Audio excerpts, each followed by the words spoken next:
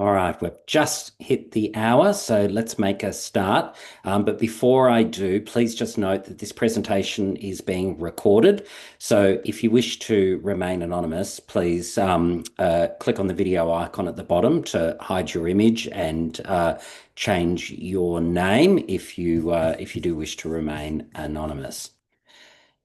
But thank you everybody for coming along and welcome. Thank you for taking the time to attend this morning, today, tonight, whichever time zone you are in. My name is Professor Darryl Higgins. I'm Director of the Institute of Child Protection Studies at Australian Catholic University. And before we get started with tonight's amazing webinar, I'd like to honour the tradition of acknowledgement of country that we have here in Australia. The traditional owners of the land on which many of us are gathered has entrusted us with this custom, which has been part of Aboriginal and Torres Strait Islander culture for thousands of years. And so I'd like to pay respects to elders past, present and emerging and acknowledge their connection to the land, sea, air and spiritual and cultural connection to country. So we're delighted to present this webinar on behalf of the Global Safeguarding Alliance. Formed in 2020, the founding members of the GSA were guided by a commitment to sharing the principles of safeguarding and to sharing what we know about safeguarding and exchanging ideas on an international stage. In our own ways and in our own local contexts, we're all working to understand the best ways to prevent abuse of children and young people. And as a global network, the GSA really wants to try and build the capacity of families, communities and workforces to prevent all forms of child maltreatment, but particularly organisational child sexual abuse. So by pooling our knowledge, we're more likely to achieve those ambitious aims. And these webinars are one of the ways of sharing our knowledge of evidence-informed solutions. And today, it's a real treat to be able to welcome Professor Carlene Firmin, MBE, who's going to present her talk From Safer Structures to Safer Cultures and the implications of making context central to safeguarding approaches. Carlene coined the term contextual safeguarding back in 2014 to describe a vision for improving safeguarding responses to young people at risk of harm beyond their family homes. She's overseen a research program with a wonderful team to convert this vision into a conceptual and practice framework to reform safeguarding responses and policy frameworks in the UK and internationally. And I actually had the pleasure of meeting up with Carlene in the UK in September, only a couple of months ago, when she launched the Global Centre for Contextual Safeguarding at Durham University. And that event really reflected an approach to research that works in collaboration with practitioners and young people and their families and the wider community, academics and the child protection system, statutory systems, and people who are working in private organisations and volunteering in youth serving organisations. And so this combined knowledge from all of these different actors and sectors is really a strong foundation for the future understanding of how we can safeguard children nationally and globally. And I look forward to hearing more from Carlene in the webinar. But before I do hand over to Carlene, I'd also like to acknowledge my colleague, Douglas Russell, who's a senior researcher with us at the Institute of Child Protection Studies. He's been curating the webinars as part of his role in coordinating our partnership with the GSA. And this one is actually our 6th webinar presented as part of the GSA series. So our existing webinars you can find on our website, but also Douglas is going to be looking after today our question and answer time at the end. So feel free to post any questions or comments along the way and recognise that we'll have some time at the end of Carlene's presentation to answer some of your questions. But now, without further ado, over to you, Professor Carlene Firmin. Thank you. Thank you, Darryl, and hello everyone. It's about 8 a.m. in the UK here, and my husband is trying to get my children out of the house. So if there is any noise in the next 5 minutes, I apologise. I can hear shoes being looked for outside the door. So I do apologise if there is any background noise. I'm just going to share my slides with you. I can find them. This tends to be what happens. Here we go. That's working. Okay. Lovely, thank you.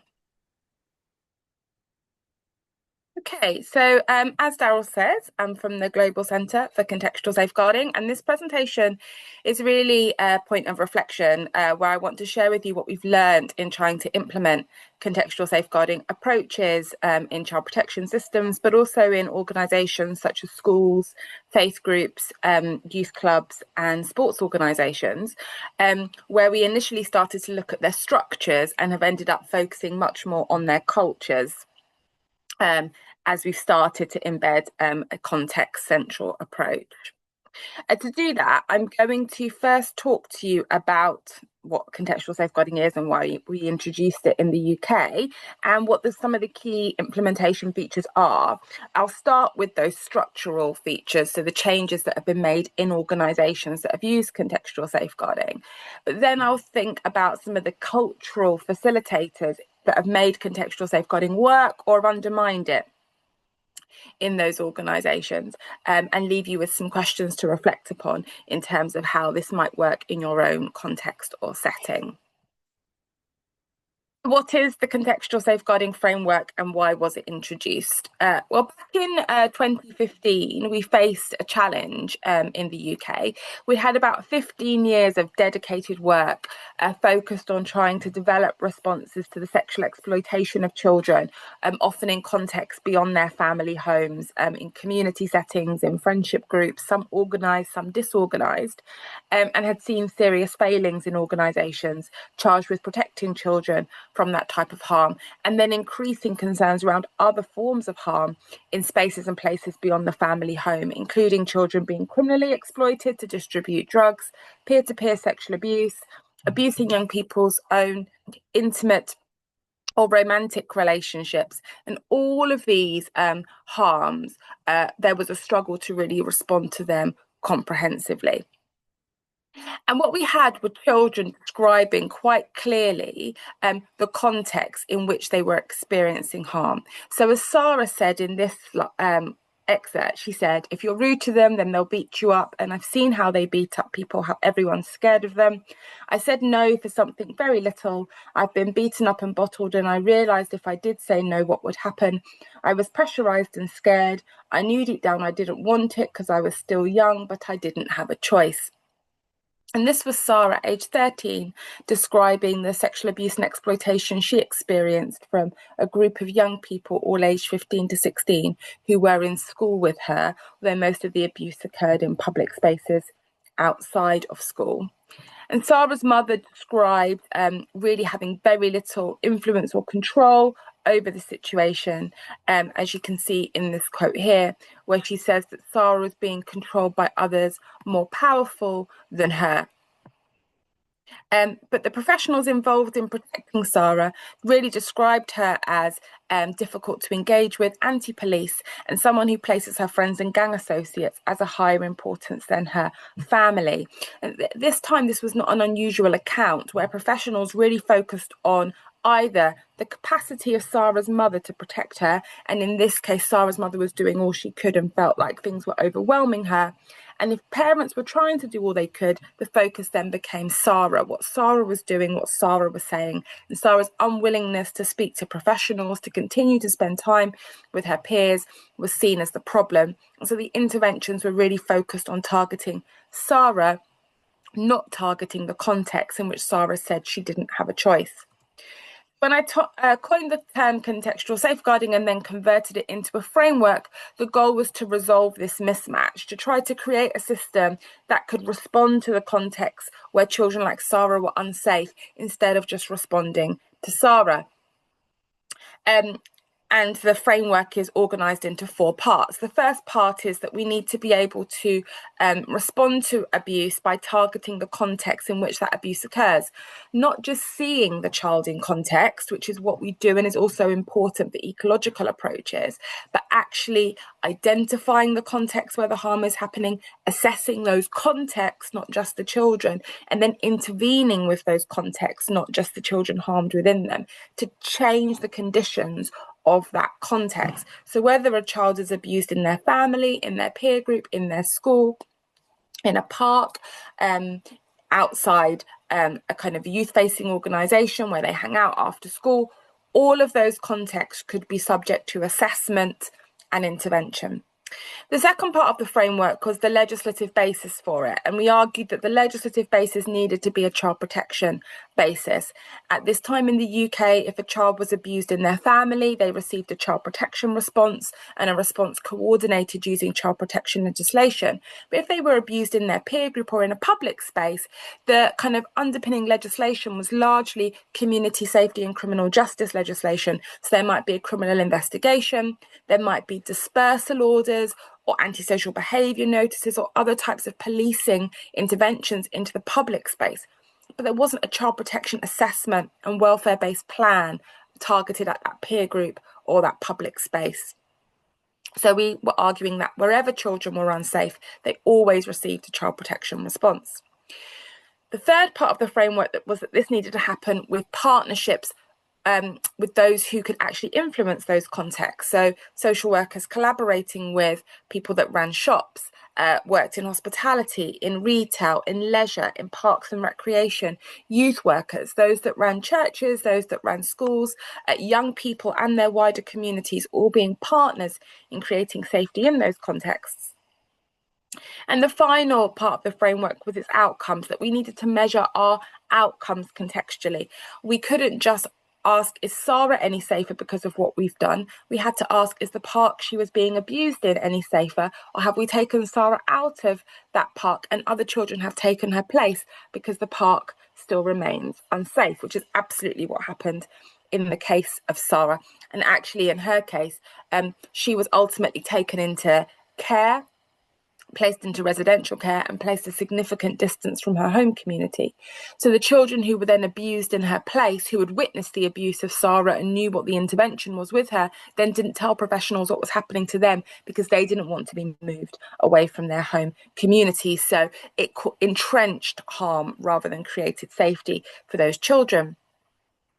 So this, in essence, is contextual safeguarding. It's any approach that targets the context where abuse happens, using a child protection and child welfare framework and legislative basis in partnership with those that can create change in those contexts, and we measure our impact contextually. And I've often, when I talk to families about this, parents and carers will say, well, that just feels like common sense. If a child's being abused in their peer group, surely you respond to the peer group. And I say, yes, it should be common sense, but actually it's not. It's very counter structure. It's not how we've organized our systems. We tend to organize them to target individuals rather than to target contexts. And as you'll learn during this webinar, it's also very counter culture. It's counter how the culture of many societies have framed child protection and have framed abuse. So when organisations have taken the contextual safeguarding framework and tried to operationalise it, tried to make it a reality in their organisations, we see it being implemented at two levels. Level one is where you try to contextualise the work you already do with children and young people. So some of this practice may involve thinking, where is this young person safest and where are they least safe? And asking that when a child's needs are being assessed, when plans are being developed to protect them, not just looking at their behaviour, not just looking at who might be hurting them, but looking at where it's happening.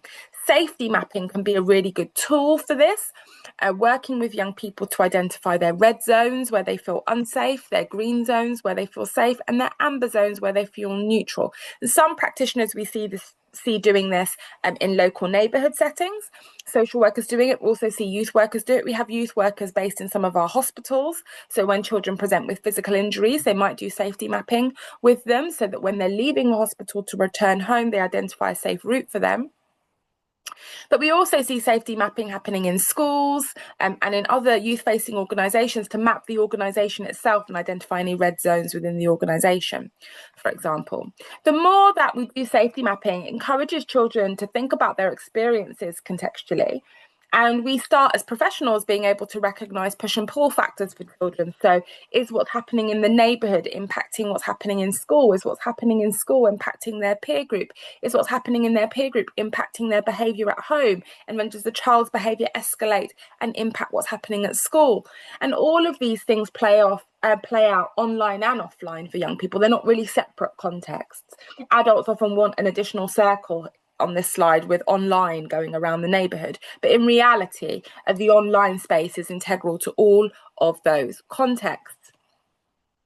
And as professionals think about young people's experiences in this way, they can engage in a practice that we call context weighting, which is a kind of structural practice introduced into many systems now, particularly statutory child protection systems in the UK, and is named in our child protection guidance in Scotland, for example, or referenced in our latest policy frameworks for children's social care reform in England, where professionals are encouraged to think about where is the young person safest, where are they least safe, and create a diagram like this.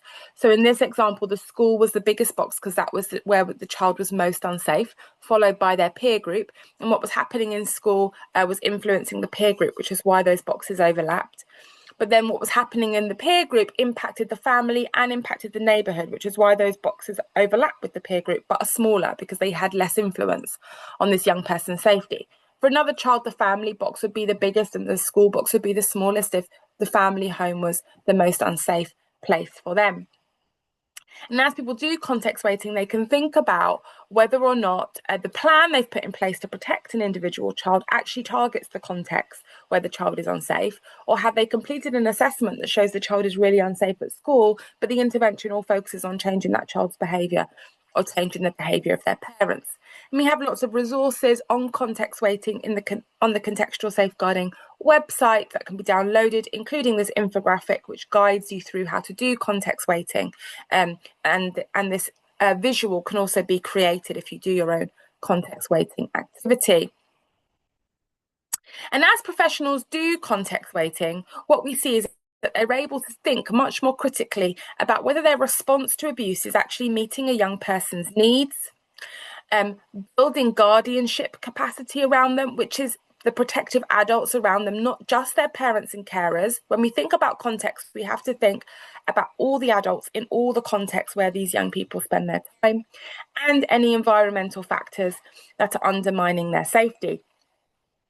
And thinking about young people's needs and thinking about environmental factors are very common to the UK child protection system. We have a child and family assessment framework that encourages us to think about young people's needs and environmental factors.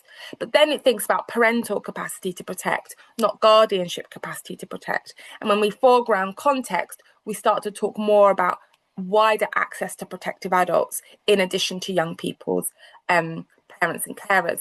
And so we see in this quote here where a social worker has done context weighting and has started to think about these three things, concluding that we have two main things to work on still: finding more ways to offer Laura and her friends fun, exciting opportunities to spend time together so they feel less need to go missing, and getting the necessary school support in place so that Laura can feel safe and comfortable to be in school every day. So very much focused on the context in which Laura feels safe or unsafe. That was her friends and her school environment. What she needed was to have fun with her friends. And often we forget about that for children who are abused, and everything becomes about risk. And we forget that they too deserve to have full, fun lives. So really thinking about those needs in relation to fun with her friends and access to education, and working out the context where guardianship needed to be created for that to happen. So providing space for her and her friends to spend time together that was safe, and thinking about the role of safe adults in the school environment. Okay, the more we see this contextualizing of individual work with children and young people, we create space for level 2 implementation of contextual safeguarding, which is the response to the context itself, responding to the zones where Sarah feels unsafe and is red, and she's found that are red on her map of her local area, for example. And so when we're looking at a context, we're using the same headings, but we're expanding them to think beyond an individual child, to think about a place or a group. What do the young people in this group or place need? What's their access to guardianship, so safe adults in that place? And what are the environmental or community factors that are influencing safety in that place? when we organise our work in this way, when we're thinking about different contexts, we then can think, okay, for this context, there's a need around young people needing access to safe adults at college or at the bus terminus or at the high street where they've experienced abuse. And so the goal for that context is to increase guardianship at the college or the bus terminus. And then we see professionals take a range of actions to meet that goal, like surveying local business owners to identify potential guardians, or training residents and business owners and other adults in the place to be community guardians for young people, or mapping the environment with young people to identify who they already see as a safe person or where they already see as a green place, and trying to replicate that for them. When we kind of foreground context in this way, some of the structural changes we've seen in organisations is a move away from mapping young people's friendships, which is a common practice in a lot of sexual exploitation teams in the UK and in different parts of the world, where we often describe young people's connections. This young person has been stopped with this young person and they don't talk to this young person and they've been arrested together, and they're not close, or they are close. This type of excerpt we got from a social work assessment, very, very common in organisations before adopting contextual safeguarding, moving towards approaches that actually assess young people's friendships rather than map them, really try to understand the social conditions of that context, what it is like to be in that friendship group, who the safe adults are around them, and what are the environments they're spending their time in, producing assessments more like this. They are all talented with many positive core values and a capacity for kindness, and to use one of their favourite words, love. It is my opinion that they all have the potential for successful life outcomes if they can receive and make use of the best possible support. Two very different accounts of groups of young people, both responding to peer groups who are at risk of significant harm in terms of exploitation. So it's not the harm itself that drives the account of the children that are given by professionals, but some of the structures that they're using, whether they're mapping or whether they're doing a thorough assessment, really shaping how professionals view these young people. As well, as I've mentioned before, introducing community guardianship practices into organisations, so moving beyond thinking about a parent's capacity to protect a child and towards thinking about our collective capacity to protect children and provide guardianship to them, thinking about their access to trusting relationships that are welfare-led and restorative, so really focused on children's welfare, where professionals understand what their role is in promoting young people's safety, and where they're committed to anti-racist and anti-discriminatory practice and are aware of how those biases can impact their ability to provide young people with a safe relationship. And we see that in this excerpt of a high street where a group of young women were being sexually exploited during COVID. So there was very low level of community guardianship. Most of the businesses had closed and they didn't really have access to safe adults. Social workers and youth workers had assessed the city centre and identified the sexual exploitation that was happening, but also that the young people that were being impacted did not trust the police when they were unsafe and would not call them.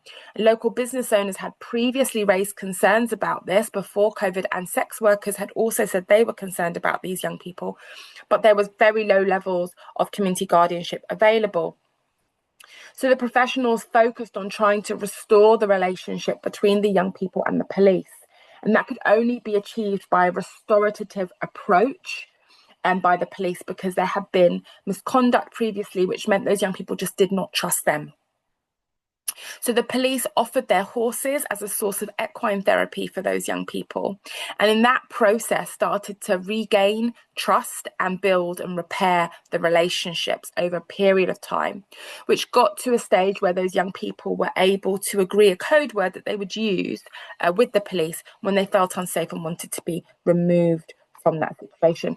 So community guardianship is not just about deploying adults into places and spaces where young people are unsafe, particularly adults that young people don't trust or haven't asked for. It's about identifying who is available and whether those young people do trust them, and if they don't, focusing on developing that trust. When we think about community guardianship in this way, we see that we need to create structures where young people are and parents are collaborating with us to identify community guardians, that we're focusing on community guardianship that is really rooted in care and love for children and young people. And so therefore, developing practices that focus on restorative relationships and clear roles for different partner organisations, particularly statutory organisations, where there may be distrust of services, and recognising that young people's friends provide them with a lot of support. Often we see friendship just through the lens of risk, but actually young people provide a lot of guardianship to each other. And so recognising that and enhancing that where possible has all been really important.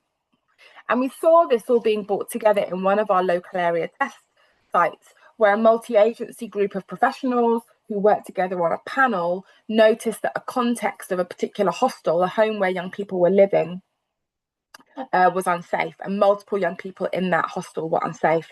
And this led to an assessment of the hostel itself and the peer group. And the social workers that led that assessment identified that the friendship between those young people was actually really important for their emotional well-being and for their physical safety. And so they used that information to challenge a proposal that had been made to separate those young people and place them into different homes. And instead, funding was found for activities for those young people to do together and for them to access specialist support. The hostel staff themselves needed more support to be active community guardians, and so training was provided to them around the signs of exploitation, but also around adolescent development, which was really critical in them understanding how to respond to young people and what behaviours were developmentally normal and expected. An identified named police officer was agreed. This was who the hostel was going to contact if a child went missing, so there could be more consistency in that relationship. And local businesses were engaged who were willing to look out for young people when they were out and about in the local area, and they were businesses that the young people identified as places that they trusted. And work was also put in place to support agencies to work better together instead of blaming each other, because a lot of that interagency blame was also causing inaction. These are some of the practical changes that we've seen in organisations, the adoption of level 1 and level 2 practices to contextualise work with individual young people and to develop partnership responses to contexts themselves. But we do see varying degrees of success when we try to introduce these pathways. And over time, we've recognised that those degrees of variance are often informed by the cultures of those organisations and partnerships. And we were first doing a lot of the organisational implementation of contextual safeguarding, particularly when we scaled across multiple sites back in 2019. Our questions of organisations were very structural. We were asking, what is your pathway that you use to assess young people's peer groups and friendships? What structures do you use to organise the services you provide for adolescents? What recording systems are you using to measure your impact on context? And then we changed bits of those recording systems or amended those referral pathways. And as I said, they generated very different types of practices. So over time, what we started to do was think about the cultures of those organisations. So how do you involve young people in assessments of their friendships? How does your workforce view adolescents? Do they like them? And how do you value the impacts that you make on contexts? Do you think about the ability to provide safety, to build relationships in context, or are you focused solely on risk? These were much more about the cultures of the organisations and the underlying assumptions that were underpinning practice. And we needed to understand those to then know if contextual safeguarding was possible. And there are real cultural facilitators and organisations that recognise that the state has a responsibility for young people's safety beyond the family home, but also to respond to the context beyond the family home and not just the individuals. You have to believe that we have a duty to do that in order for contextual safeguarding to work. For me, almost most importantly, you have to like young people. And actually, a lot of people that we engage in safeguarding work do not like young people. They like children, but they don't like adolescents. They don't understand adolescent development, and they certainly don't like young people's friends. They always think about friendship through a lens of risk and separating young people from each other, rather than working out how to ensure that they can spend time safely together. When you think about a teenager, what do you think about? What comes into your mind as individuals and in organizations? We tend to find youth work organizations really do like young people, but a lot of other organizations don't understand that during adolescent development, young people are wired to take risk. That they get a thrill out of risk taking, and it's a very positive thing for them. That they're really motivated by the weekend, very focused on short-term gains, and they struggle to do long-term consequential thinking. Your brain doesn't fully develop to do that till you're about 25. Thanks to puberty, you're emotionally all over the place. You're falling in love for the first time and no one's ever experienced a love like it, and then it's over in a few weeks, or you're best friends with this person and you're joined at the hip and you're basically siblings, and then you're never speaking to each other again. This is all thanks to puberty and really intensifying emotions and physiological changes, and all at a time where you want to make decisions for yourself and you want some autonomy over your own life and you want adults to stop telling you what to do.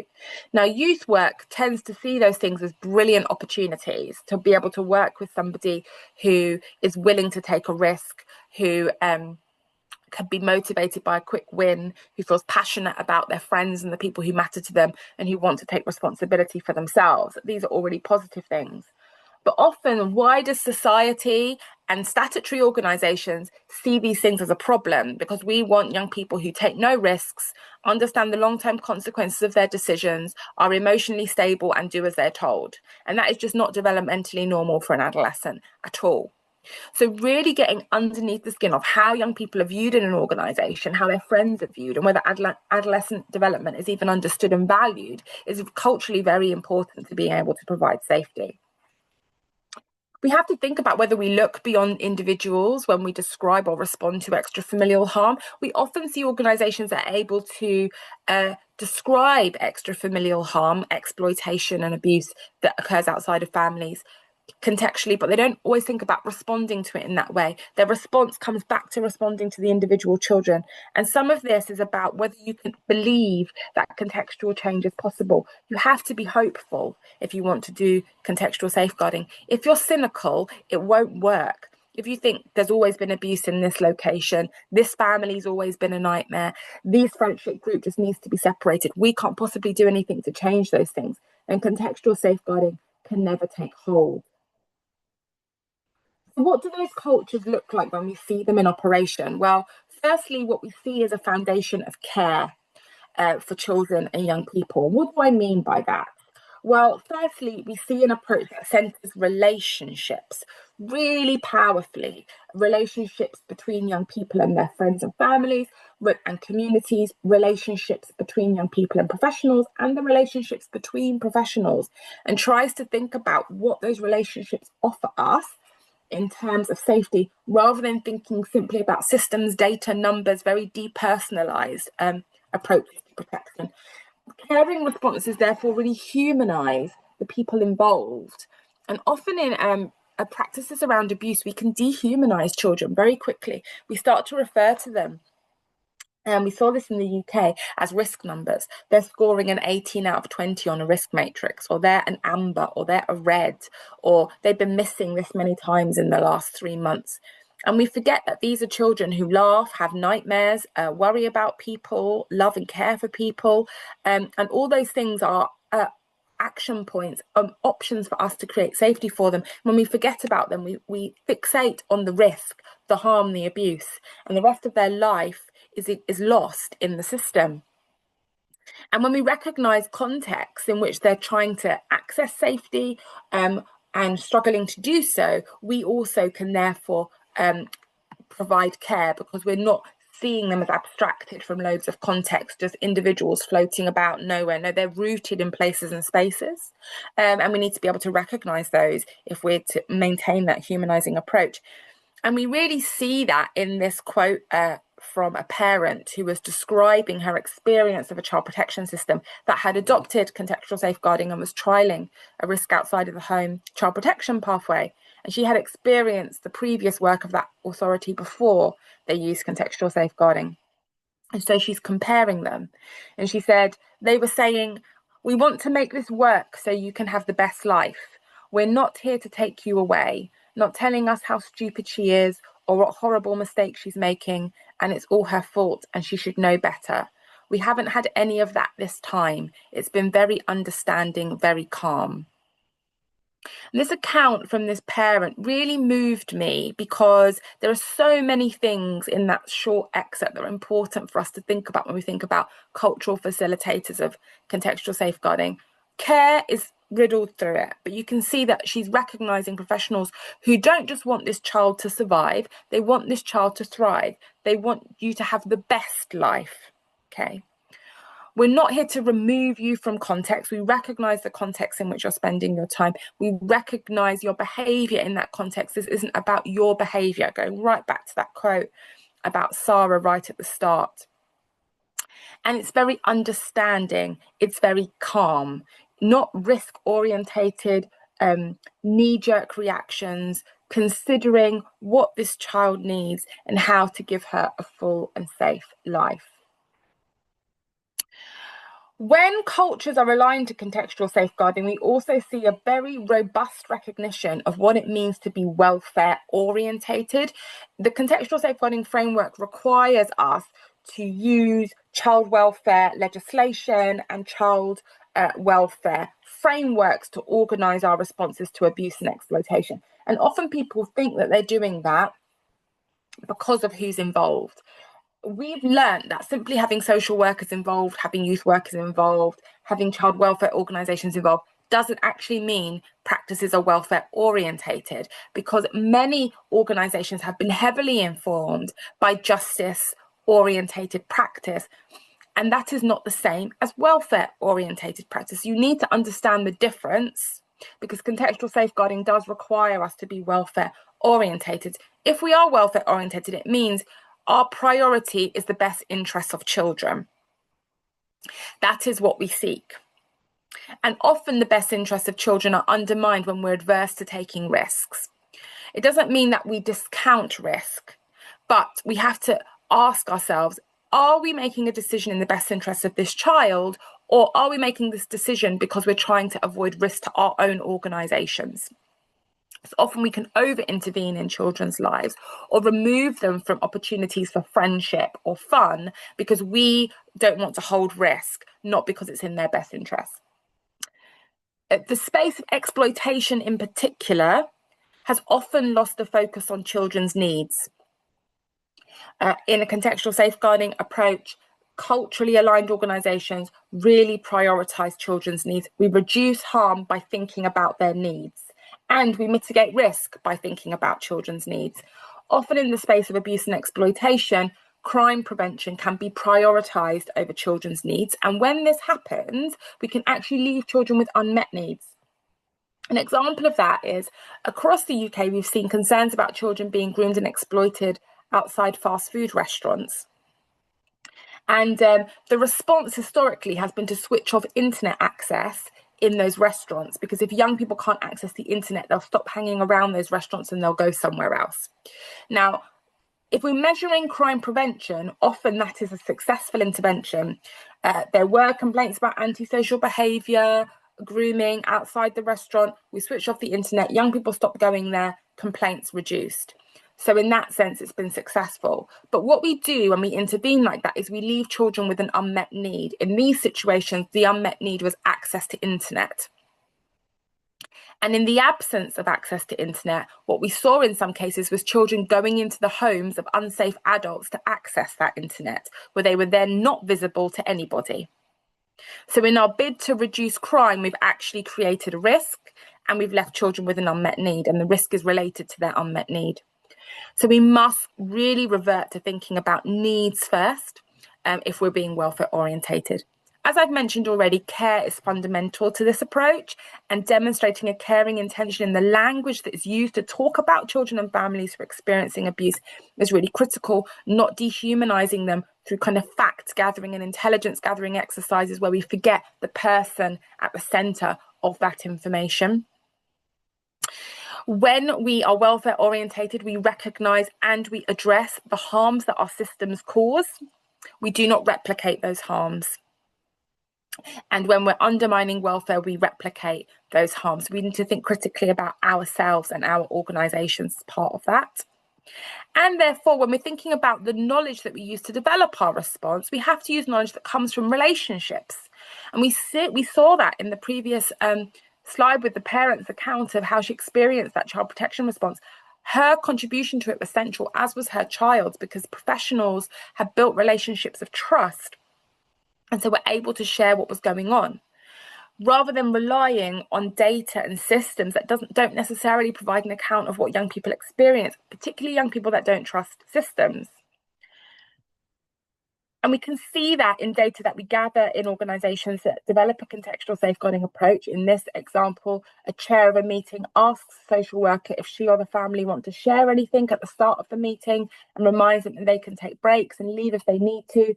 She asks the young person how they're feeling about their safety plan, and the young person shares she is happy with it and she is gaining trust slowly. This type of care being provided, a real investment in the relationship with the young person, means that trust is being developed and that she's able to talk about what she needs. And we also see challenge around best interest between professionals. In another meeting, we observed a chair of a meeting asking a school for a young person to be able to come back into school via restorative work with the young person and the teacher following a child's violent outburst, and the school says no, they have a duty of care for their staff and a restorative conversation can't take place. They're offering the child go to an alternative school, and the chair of the meeting says placing him in this school will massively increase risk to him. So really advocating for the child's needs to be met and really questioning decisions based on best interest. It doesn't always give us a resolution, but it demonstrates to children that they matter. And for us to work in this kind of welfare-orientated way, it requires systems of humility and power sharing, which are also massive cultural shifts for us. When we think about who's responsible for children, with, as I mentioned, talking about our collective capacity to safeguard children, we're not just thinking about, well, what were the parents doing when this happened? We're thinking about what were we all doing when this happened and what could we all do to stop it happening in the future? And so the ask of professionals is not just an ask of services to be delivered to different children and families, it's ask about the information they hold, about the context in which children are spending their time that they have a responsibility for, and the services they could provide into those contexts to make them safer. When we think about power, we're really increasing how much power and weighting we give to the knowledge of family and community to provide protection to young people, and really recognizing that our knowledge is often insufficient in these situations. And that means when we're positioning statutory intervention in particular, we recognise that services could be a source of harm as well as a source of protection, that excluding a child from school, that increasing surveillance of them, that turning off the internet in a public space where they needed it, can all be interventions that create harm for those children and make it harder for us to offer protection.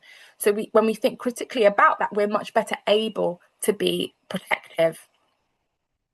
And this makes systems quite vulnerable. And we see this in this quote from a manager, social work manager, saying the difficulties in really trying to change people's thinking about how you change context. When I say change people's thinking, we put ourselves in that group as well, because it's really pushed our way of thinking.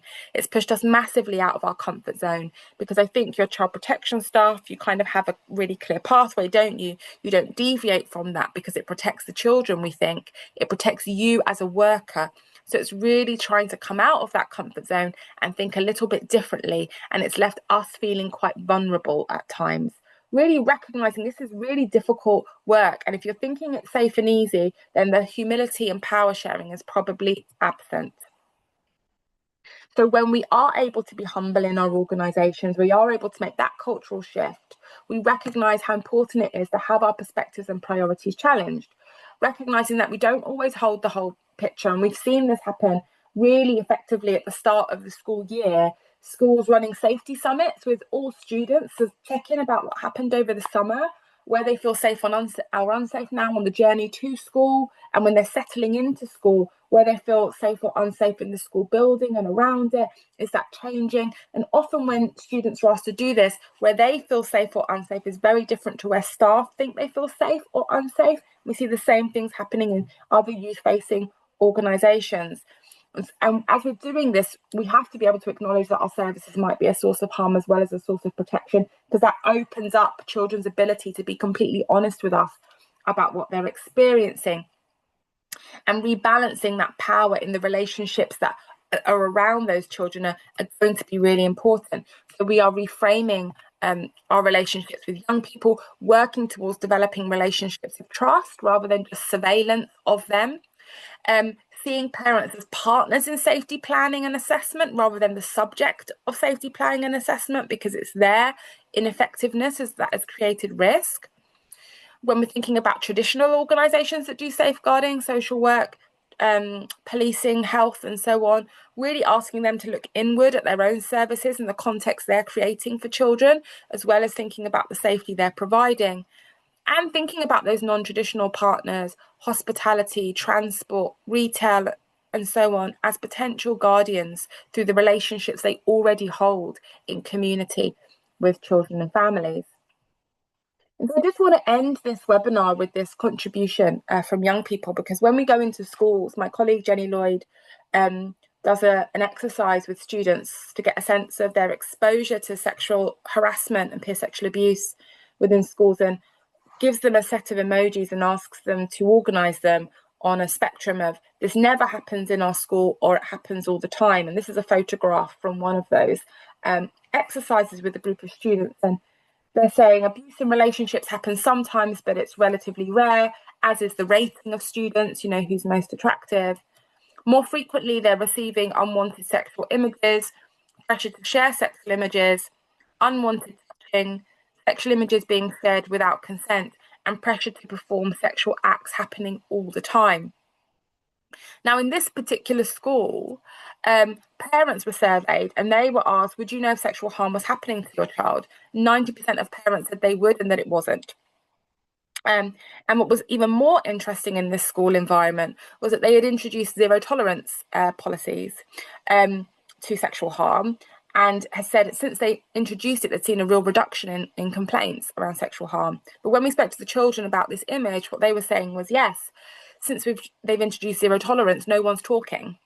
Because we don't want this child to get excluded from school. We just want the behaviour to stop. And now I know if I try and tell someone what's happening, this child's going to get excluded from school. So I'm not telling anyone. That is classic in terms of a cultural misalignment, professionals not creating the space to recognise that their own policies and procedures could be making the situation worse for children and young people. Assuming that what children always want is punishment, when actually what they want is the behaviour to stop, safety to be created, and that it's possible to do that in a way where you demonstrate care and concern for others. So I think this type of exercise really demonstrates why you have to be culturally aligned to contextual safeguarding, not just structurally aligned to contextual safeguarding, if you want to create safe context for children and young people. But if you want to see the first signs of something like this taking hold, look at the language that's being used in your organisations. How is risk described? Is this child putting themselves at risk, or are they in a risky situation? How is engagement being talked about? Are children being described as people who won't engage in services, or are professionals saying we haven't been able to engage them yet? When people are describing what they know, are they describing that this young person is known to services? Or are they asking, they've been referred to our service a lot, but does anyone actually know them? And when they're trying to measure outcomes, do they have outcomes like this child will attend school? Or do they have outcomes like school will be a safe place for them to attend?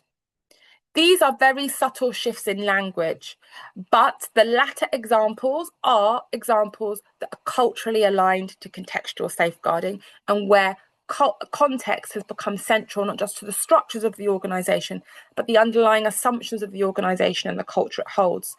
Whereas the former are representative of cultures which still individualise, harm and responsibilise children. Ultimately, when we take a contextual safeguarding approach, we're trying to create environments that are inclusive of young people and therefore hostile to abuse, and avoiding environments that are hostile to young people, as we know that these types of environments are very conducive to abuse occurring. Thank you very much for joining me this morning, my time, this evening, your time. I'm happy to be contacted. I'm happy for the slides to be shared, and any resources I've referenced, I'll also share with the slides. And I look forward to seeing if anyone has any questions for me. Thank you so much, Carlene. That was another amazing presentation, and there have definitely been some questions flowing in.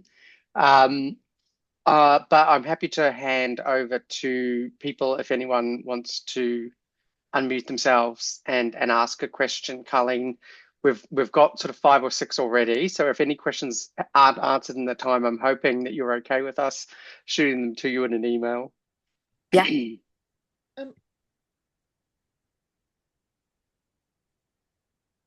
Emily, is that you wanting to ask a question? Yeah. Yes, it is. In your 2019 TED Talk, you called for rewriting the rules of child protection. What do you think are the most critical and immediate steps that policymakers should take to begin this process? Thank you. That's a huge question. Thank you for asking it. I think there are a few. I think fundamentally our child protection systems are largely designed with an assumption that when something goes wrong for children, their parents and carers are at fault. That underpins a lot of our child protection work. And I think that is a rule that absolutely needs to be rewritten. That we shouldn't be starting from a fault perspective at all, but we also need to recognise that we have collective capacity to protect children. Parents and carers, yes, but more broadly, and that needs to be commonplace. And it's not a rule that's global, but definitely in Western child protection models and in child protection models informed by Western child protection models, there's an assumption that parents and carers are at fault. So I think that is a rule that needs to be rewritten. And the other rule is I would say, in terms of context, is that you create safety by identifying and intervening with individuals who are unsafe. You will always firefight if you organise your child protection systems in that way. You need to create safe organisations, safe contexts, safe cultures. And we know that harm happens thematically. So we should be targeting contexts where children are unsafe, not just the individual children that we identify. And we often think we do that, but for example, school exclusions is a big one in the UK, being excluded or expelled from school. And services will often target the children who are most likely to be excluded as a prevention measure, because we know if someone is excluded from school, they're more likely to experience other forms of abuse. But we rarely see interventions that target the schools most likely to exclude them. But we know not all schools expel children at the same rate. A child could be in one school and be cared for there and not excluded. The same child could be in another school and be excluded. So what we need to be doing is targeting the schools who are excluding most children, not targeting the children they exclude. Because if we just keep targeting the children they exclude, we're always going to need those services. We're always going to need them because they're always going to exclude them. If we can reduce the behaviour of those schools, then we can have sustainable impact over time. This is what we mean by being contextual, but it's very hard to get traction with it because it is very counter culture to some kind of fundamental ways about which we think about protection. So thank you for that question. Thanks so much. I love, and I think I've told you this before, I love the McDonald's example as well, but I love how you've always got these concrete examples for the work that you do. So I know one of the other questions here that definitely got a lot of love hearts in the chat was from Jane, asking if you could give a snapshot of the relevance of contextual safeguarding for the Catholic Church. A lot of our Global Safeguarding Alliance subscribers are working in the church, be it in education in schools, but also potentially in ministry or in sort of social welfare, social care situations. So as you were talking, I really heard, this idea of communities, things like that. And you talked about the state. And I honestly thought, well, what does that look like if we take the word state out and put the church? So, do you have any views, anything you could share with the group on that? Yeah, absolutely. I mean, I think there's a lot to say on that. And I would love to be able to test contextual safeguarding more in the Catholic Church. We've had some very early stage testing. We did do some work with both organisations. It included a Catholic Church. And we developed a resource called the Towards Safety Wheel, but it does need testing in multiple sites to know if it truly is effective for Catholic organisations. But look, some of the things they were talking about were, okay, so you have hierarchy in the Catholic Church. It's very important need to understand the implications of that hierarchy contextually for help seeking. What we saw were things like children more likely to make disclosures of peer-to-peer sexual abuse when they were on residentials, like when they went away for retreats or pilgrimages than they did in the weekly groups that they attended, because often when they went away, some of those hierarchies were disbanded and things were more equal, whereas when they were in the church, those hierarchies were in place. And this is very particular to a church, Catholic and other setting, because we don't see that in youth clubs, for example, where there is already a flat hierarchy. And so we don't see a change of environment being particularly important for disclosure, management and support.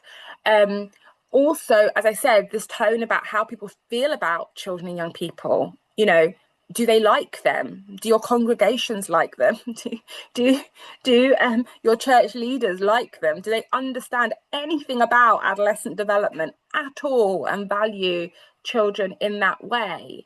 I think there's a lot to say about that. I would want to see theology of love really rooted in your safeguarding practices. I think there is a very strong theology of love in the Bible. I often go to biblical teaching to help me explain being care-centered in approaches. The difference between following rules and following moral law versus giving Jesus your heart and caring on those grounds. I mean, that is fundamental to the difference between structural and cultural change in terms of safeguarding.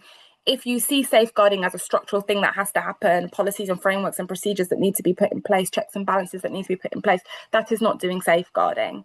Caring for and loving children and really doing all of those structural things because you care and love children, not because you have to do it because that's the law, is inherent to effective safeguarding practice and to creating safe cultures and safe organisations. You cannot create safe contexts for children from a procedural basis. It has to be from a basis of care.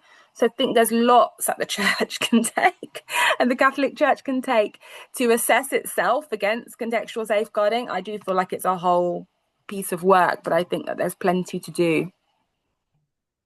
Thanks for that, Carlene. Yeah, we've definitely, since the Royal Commission here in Australia, had concerns and wanted to make sure that where we can, organisations are not just looking at ticking the boxes and kind of doing what that paperwork says is the bare minimum in regards to safeguarding.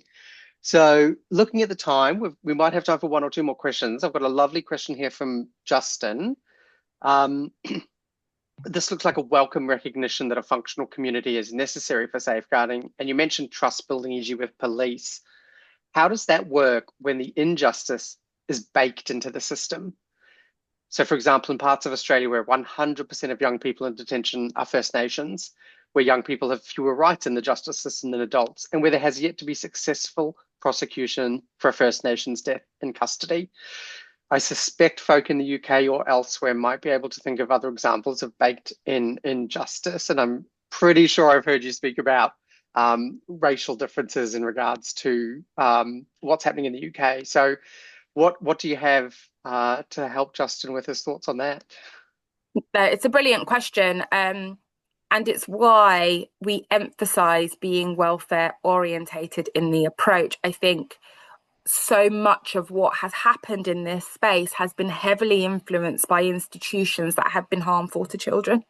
And so we have to reclaim a needs narrative, best interest narrative, recognition of system harm that is integral to the work. As far as I'm concerned, the involvement of criminal justice organisations in safeguarding children should be minimal and really focused on adults who cause children harm. Whereas actually what we saw in the UK was a lot of responses where they led the entire approach, including the approach towards the children, and children who on one day they were arresting and another day they were trying to protect, that was just never going to work, particularly in regards to things like institutional racism. So that's why we've seen on a micro level shifts in that, like the example I gave with the police who gave over their horses for equine therapy. I mean, that required significant amounts of humility on behalf of the police to be involved in that intervention. Historically, the approach would have been just deploy police into the area because we need professional presence. Children would have left or been arrested. And we would have said, that's not contextual safeguarding, you're criminalising children. And they would have said, we're putting police in the places and spaces where they're at risk of harm. So ideally, we would have been deploying youth workers and other support agencies, and we wouldn't have utilised the police at all, because they could be utilised in other ways. But because of COVID, there were very limited options. And so therefore, we had to go with the, how do we do restorative work here? But I think any organisation that's going to be involved in contextual safeguarding has to be able to recognise the harm they've caused and repair. And if they're unable to do that, they're unlikely to be able to do the community guardianship we want. And so I think one way to do that is to really therefore invest in the alternatives, invest in community organisations, informal community networks, people that young people already trust, and equip them and recognise them to act as community guardians. Some of the best community guardianship work I've seen has been in informal relationships with people who are doing that day in, day out, all the time for children and young people, and we're not recognising the value of what they bring. So I think less reliance on statutory organisations, particularly criminal justice ones, increased recognition of community contributions to safeguarding, and recognition of system harm is all integral to a contextual safeguarding approach. Thank you so much. So we are just coming up to the end of our time together. I'm just putting in the chat now for everyone a link to our project that we're running at the moment. Now, the project is specific to the Catholic Safeguarding Church.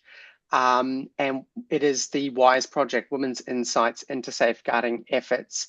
And so we're looking for women with any association with the Catholic Church, whether they are religious women, Catholic laity, or working in Catholic organizations. Please do spread that link far and wide throughout your networks. I'm assuming everyone here tonight is subscribed to the Global Safeguarding Alliance, but in case they're not, or in case they want to share the link to signing up for the webinars and the newsletters and resources, I've just put that link also in the chat. So I want to once again thank Professor Carlene Firmin for her time this evening. Carlene, it's always a pleasure to hear you speak. And I've already written down a few ideas, and it sounds like we might be able to have a bit of a chat, being the Catholic University, about some of that work in the church, specific with contextual safeguarding. So thank you again. I'm sure you can see all of the love hearts, claps and applause. Let's give a round of applause to Carlene. Thank you so much. And we will get the recording out and resources to follow. Thank you, everyone, and to have a lovely day, afternoon or evening.